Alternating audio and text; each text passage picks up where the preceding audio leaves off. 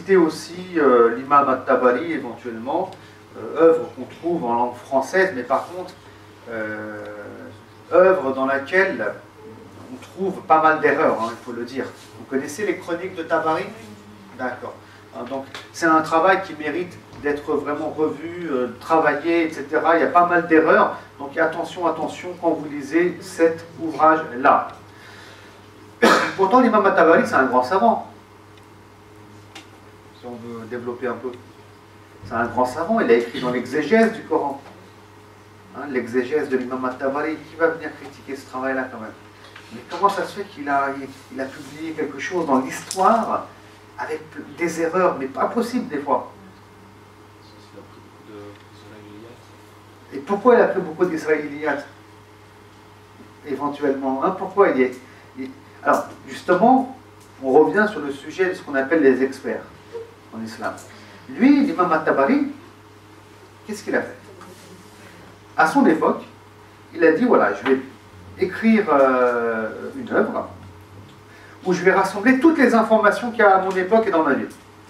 Tout, je rassemble tout. Authentique pour authentique, ça demande trop de boulot, ça. Vous savez, authentifier les chaînes de transmission, c'est le travail d'une vie.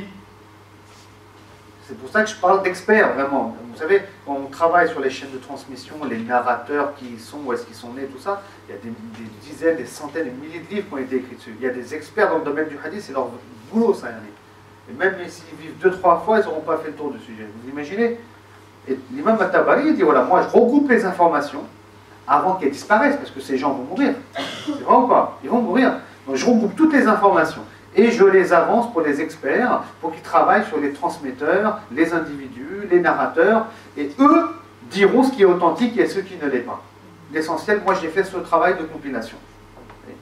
Donc vous imaginez le problème quand il n'y a aucune mention d'authenticité et que c'est traduit en plus en langue française?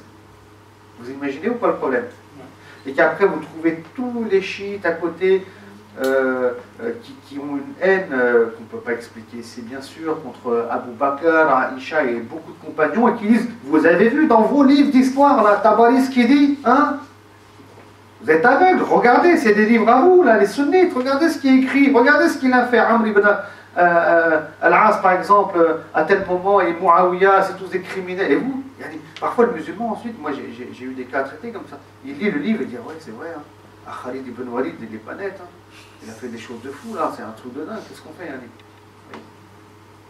Et on se fait manipuler parce qu'on n'a pas toutes ces informations, ou bien on n'a pas fait attention. En vérité, elles existent ces informations, mais c'est pour ça qu'on étudie d'ailleurs.